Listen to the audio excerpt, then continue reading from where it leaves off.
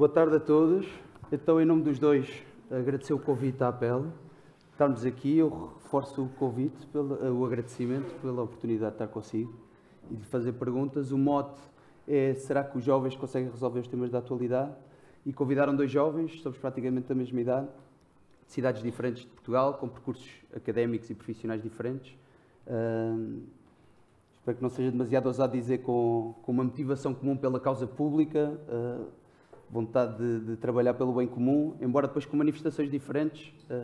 Margarida já há muito tempo com ligações partidárias e com cargos políticos, eu mais ao serviço de ONGs e a trabalhar diretamente com problemas sociais. Temos só 20 minutos, portanto vai passar rápido. E o primeiro tema, se calhar começamos pela própria ideia de juventude, e eu já parece-me cá mais do que uma vez que eu ouvi dizer esta ideia de juventude, que vai além da idade e que distingue jovem de novo de velho, com uma capacidade de fazer perguntas, ou se calhar a capacidade de continuar a fazer perguntas. Queria começar por pedir por explicar um bocadinho que é essa ideia, como é que surgiu. Antes de mais, obrigada pelo convite, obrigada à APEL. Assim, eu acredito muito nisso, ou seja, naturalmente nós temos o conceito de jovem, que tem evoluído dos 30, há alguns programas que são os 35 anos, que também têm provocado alguma discussão, mas eu, mais do que a idade propriamente dita, eu muitas vezes reconduzo a questão da juventude também para um sentimento de inquietação, ou seja, de fazer muitas perguntas e não ouvir, como ouço demasiadas vezes, porque é que isso se fez assim, quando respondem, porque sempre foi assim. E, portanto, sim, eu acho que há uma característica que é transversal à juventude, que é este sentido de urgência e de inquietação. Os livros, os hábitos de leitura ajudam a isso, de forma que são uma fórmula mágica para cultivar e manter essa juventude? Sem dúvida nenhuma, até porque os livros nos conduzem a algumas respostas, certo, mas há mais perguntas que nós não tínhamos. E, portanto, os livros permitem-nos ir a mais perguntas e de compreender outros pontos de vista diferentes do que aqueles que tínhamos inicialmente. Vamos aos temas da atualidade, seriam infinitos, estaríamos aqui provavelmente todo o tempo a conversar sobre eles. Eu escolhi dois: tecnologia e democracia. O desenvolvimento tecnológico e inteligência artificial, enquanto paradigmas de presente e futuro, preocupam-nos agora também no exercício dessas funções de Ministra da Juventude e da Modernização. Se sim, de que forma e o que exatamente é que podemos fazer para prevenir ou precaver o que seja o downside, o que seja o lado menos bom ou que nos deva preocupar da tecnologia e da inteligência artificial? Bem, eu acho que nós temos, em primeiro lugar, de perceber que é inevitável vivermos e lidarmos e aprendermos com as tecnologias. O que eu acho que é simultaneamente importante é compreender que há muitas vantagens, há muitos benefícios, mas que há também muitos riscos associados. E, portanto, nós precisamos de ter noção desses riscos para depois sermos mais capazes para lidar com eles. Sendo certo que há necessariamente públicos, grupos mais vulneráveis do que outros. Naturalmente que os poderes públicos têm de ter uma maior preocupação com as crianças, que são grandes consumidores, utilizadores de tecnologia, e isso é ótimo, mas também tem um conjunto de riscos associados. Mas também as pessoas mais velhas, que muitas vezes tendo menos competências digitais, e é importante perceber que, apesar de termos feito um caminho enorme ao longo dos últimos anos, nós ainda temos 44% da população portuguesa sem competências digitais básicas e, portanto, ter noção dos riscos e ter, sobretudo, também noção destes públicos mais vulneráveis, onde temos claramente de investir mais. Sendo que a própria juventude, não sei se as crianças pequeninas, mas se a juventude tem um papel aí relevante, específico, qual seria? Claro que sim. E também na componente das próprias competências digitais, também é importante perceber que saber manusear e utilizar bem o TikTok ou o Instagram não é exatamente ter competências digitais, ou seja, e cada vez mais nós temos, por exemplo, que eu também tenho a modernização, serviços públicos que estão disponíveis de forma digital. O facto de conseguirmos manusear esse tipo de aplicações não significa que saibamos ou estejamos aptos a aceder a muitos desses serviços que estão disponíveis digitalmente. É por isso que apostar na sensibilização, na capacitação é tão importante. Vamos à democracia, porque a mim pessoalmente, e imagino que a outras pessoas, possa também preocupar esta ideia de democracia ou da saúde da democracia atual e no futuro próximo, e talvez esta sensação de falta de coesão social. Eu fui recuperar um discurso, não vou recuperar agora, mas já em 2018 a Sra. Ministra fez um discurso no Parlamento, e eu penso que agora também outra deputada do seu grupo parlamentar voltou a fazer um discurso que recuperou, não sei se palavras exatas, mas expressões muito parecidas, que era esta ideia do nós contra eles e esta urgência, se calhar também, de combatermos este isolamento ou estas bolhas em que nos colocamos uns e outros e que parece que exageradamente competimos entre grupos, entre interesses. Sente que isso também preocupa, sente que isso é assim e, outra vez, qual é o papel dos jovens? Sim, nessa intervenção, os nós e os outros, ou os nós e o eles, tinha a ver com, muitas vezes, e o discurso político está muito polarizado, o poder político e as pessoas, e eu fazia referência ao litoral e ao interior, ao continente e às ilhas, e não, temos de pensar no conjunto.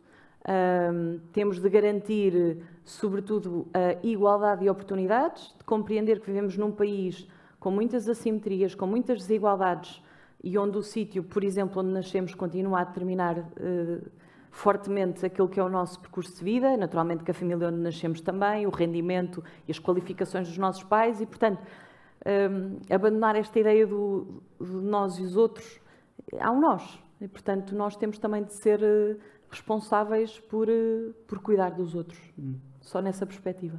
Eu queria insistir mais um bocadinho, até perceber mesmo, de facto, no tempo da juventude, o que é que pode surgir de facto.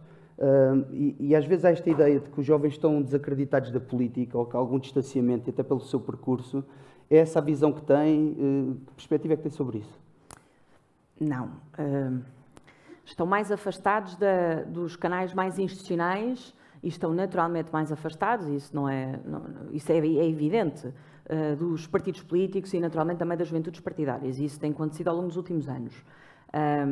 Mas isso não significa que os jovens não se preocupem com causas e não estejam interessados em discutir política. Só que é de outra forma, é noutros fóruns, e aquilo que nós temos nós temos a obrigação de fazer é de ir ao encontro e muitas vezes além desses canais mais institucionais, mais institucionalizados, e de procurar envolver os jovens na tomada de decisão.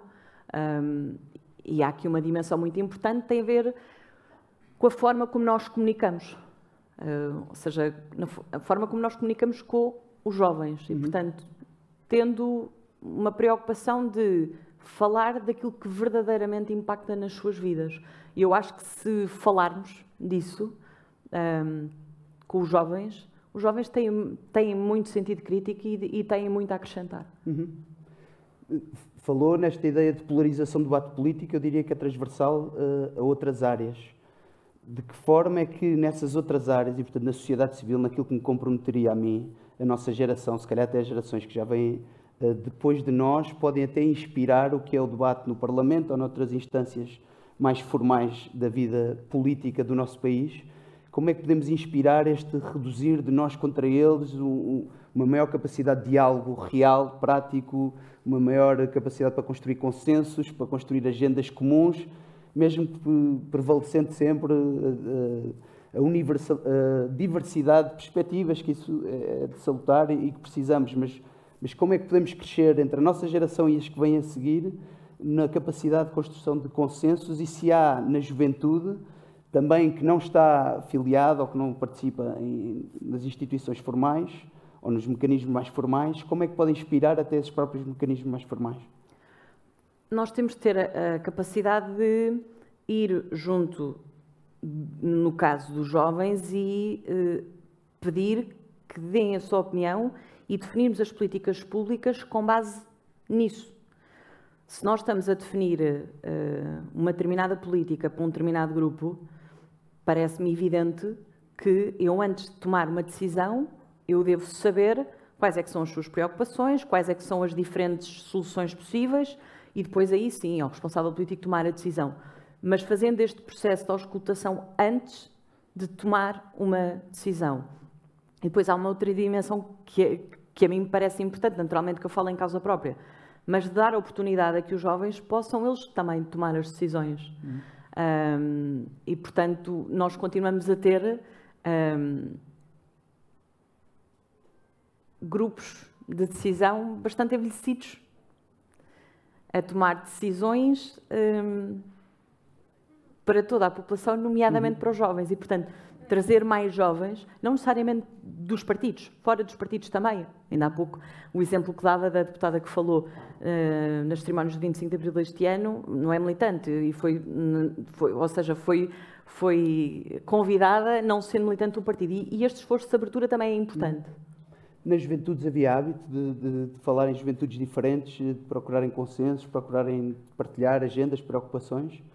Há um episódio que relata numa entrevista que era depois a experiência na Universidade de Direito e a ideia de às vezes as associações de estudantes poderem ter mais conotação ou não partidária e a ideia de quando participou de haver pessoas com cores políticas diferentes, também com filiação partidária, mas em sítios diferentes, mas haveria alguma capacidade de construir agenda. Qual foi a sua experiência nesse sentido? Os partidos são os partidos e as organizações da sociedade civil são as organizações da sociedade civil e, portanto, os partidos não devem tomar conta das organizações da sociedade civil. E eu defendo isto convictamente e profundamente. Significa isso que, quando estive, de facto, na faculdade e envolvi-me no movimento associativo, nunca tive a lógica dos partidos e, portanto, estive numa direção onde havia pessoas do Partido Socialista, havia uma pessoa também do Bloco de Esquerda, havia pessoas do CDS, havia também algumas do PSD, pessoas que não tinham partidos, porque não era o escopo, aquilo não era um grupo partidário. E se fosse um grupo partidário, não estava a cumprir o seu papel. E funcionava com essa mistura toda? Lindamente. Ok, boa. E ficámos amigos. Com diferentes opiniões, mas lá está. Isso também é uma mensagem... Para mim é sempre muito importante que as pessoas que pensam de forma diferente de mim não são melhores nem piores. E, portanto, e nós não devemos ter a superioridade, muitas vezes moral, e eu já senti, de outras pessoas, de achar que eu quero fazer bem às pessoas e o outro quer fazer mal às pessoas. Não. Eu acredito mesmo que queremos o melhor para os outros. Temos caminhos diferentes para lá chegar. Sua experiência pessoal, vou avançar porque isto do tempo é muito pouco, na sua experiência pessoal, mas também imagino que agora nas funções atuais que desempenha, contacta com muitos tipos de movimentos de jovens e imagino que vai contactando com muitas realidades diferentes. Que outras preocupações é que vai sentindo nos jovens, de que forma é que eles também vão inspirando a sua agenda e aquilo que vai poder fazer neste cargo que desempenha? Não há propriamente... Os jovens têm diferentes preocupações em função das idades, das zonas do país, naturalmente os percursos de vida.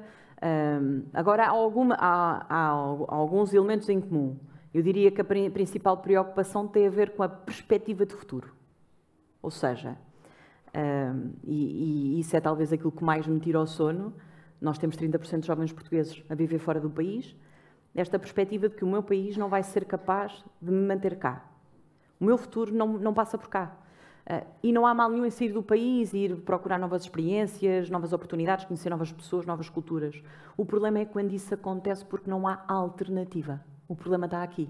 E, portanto, eu diria que a principal preocupação dos jovens tem a ver com o futuro. Mas o futuro não é para daqui a 10 anos, daqui a 20, não. É mesmo para amanhã, quando terminarem os cursos, quando...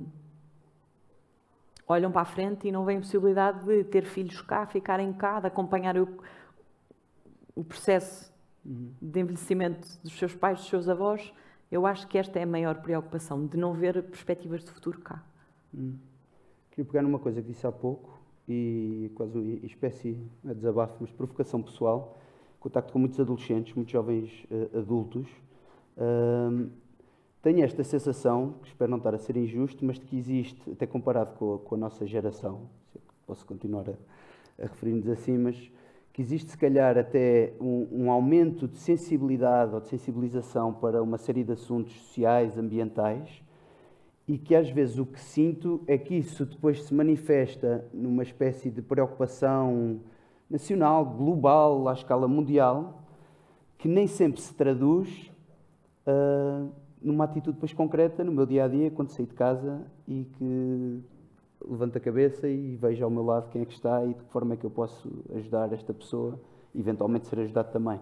Ou seja, que esta percepção quase teórica de que há problemas sociais, todos somos responsáveis por eles, que vivemos todos numa aldeia global, nem sempre depois se materializa numa cidadania comprometida ou concreta com o risco de ser injusto. Partilha disto de alguma forma? O que é que pensa sobre isto? Então, há muitos projetos de voluntariado, e o Pedro conhece vários. Há várias organizações da sociedade civil, há vários grupos informais onde os jovens estão de facto envolvidos com projetos de elevado impacto na comunidade.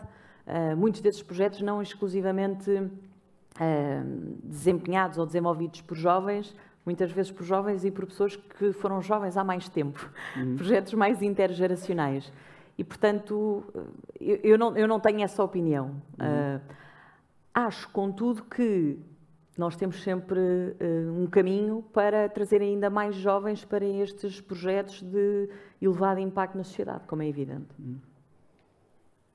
Uma linha dentro da pergunta, como é que no seu percurso, como é que a inquietação se traduziu em gestos, no seu caso até foi depois de filiação partidária e do percurso que tem feito, como é que passamos dessa inquietação, desse olhar atento, do conhecer os problemas, para um compromisso que de facto é da própria vida, independentemente das escolhas e das funções? O que é que acha que são coisas que ajudam-nos a tomar depois essa capacidade de dia a dia tomar esses gestos e atitudes?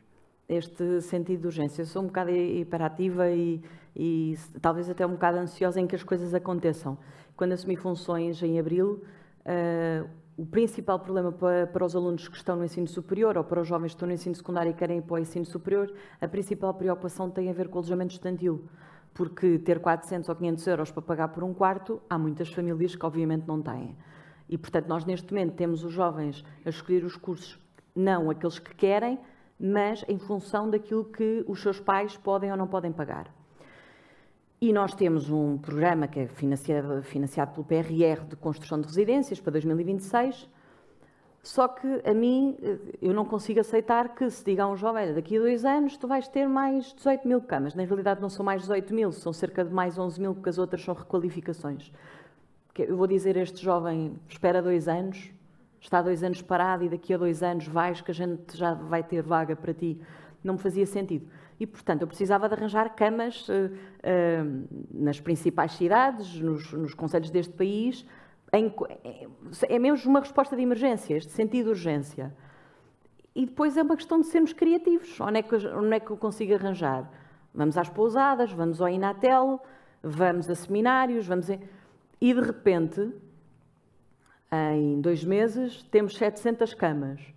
E, entretanto, temos as instituições de ensino superior, a quem nós naturalmente financiamos para esse efeito, a todas as semanas a terem mais camas. À sua escala, os Açores agora têm mais 14, para a escala deles é suficiente. O Porto, a semana passada, mais 100. Portanto, a possibilidade de estar nestes lugares e tirar partido da juventude é ter este sentido de urgência e de procurar ser um pouco mais criativo para resolver os problemas das pessoas. Porque o descontentamento que existe, a desconfiança que existe, nós só vamos conseguir, na minha opinião, contrariar se conseguirmos mostrar às pessoas de que forma é que a política consegue mesmo fazer a diferença na vida delas. Estamos a ficar sem tempo. Vou acelerar para o fim. Havia um tema da liberdade, vamos ter que arranjar outra ocasião para discutir sobre o que é a liberdade para a nossa geração, ou qual é a luta da liberdade da nossa geração e que podemos querer liderar. É a liberdade de poder escolher, nomeadamente ficar em Portugal. Boa resposta. Acabamos com livros. Qual é o lugar dos livros? E tem que ser em pouco tempo, também está a ver o cronómetro, mas qual é o lugar dos livros no seu percurso e na sua vida? E se calhar deixar um destaque a alguma obra que queira fazer. Eu adoro livros.